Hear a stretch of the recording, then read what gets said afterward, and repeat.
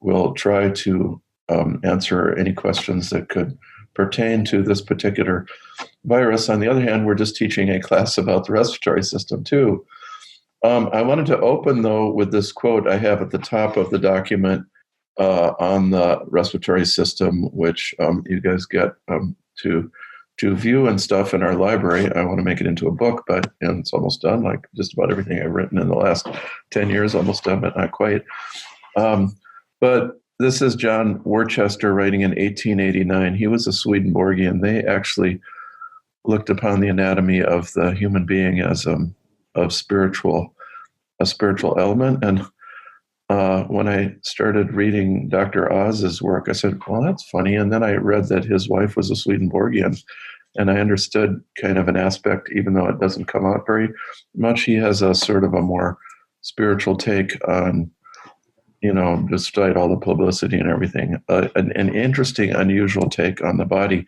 Now, we really should have this. Maybe this is a couple hundred years in the advance, but John Worcester in 1889, he wrote, "Of exquisite thinness, though the walls of these chambers are, they still are double, and find room between their layers for the minute blood vessels, which thus spread out almost in contact with the air. All the treasures of the heart are spread out. With a wise discernment, all their own, the delicate membranes, in accordance with the desires of the blood, absorb for its benefit pure oxygen and a considerable amount of fragrant exhalations and vapors, which serve to enrich the blood. And on the other hand, they invite the blood to give up and reject the fouler, grosser gases and vapors, with which it came laden, which they then pass out to the general atmosphere." I just thought, this is how we should think and write, rather than all this sort of crimped papers and things. There should be beauty and wonder in our discussion and ability and thoughts about organs and systems, and, well, even to some the energetics, and even then the diseases to some extent. So also, this quote even made more sense in light of the talk that Sean and I gave yesterday. Sean almost entirely on this point about the importance of the actual absorption of fragrances from the atmosphere.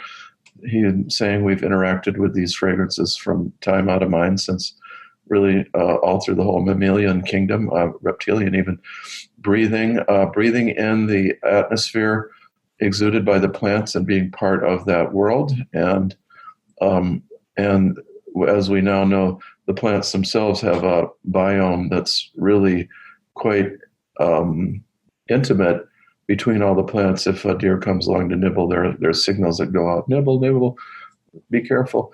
And we're included in that net of observations of the plants and things that they send back to us.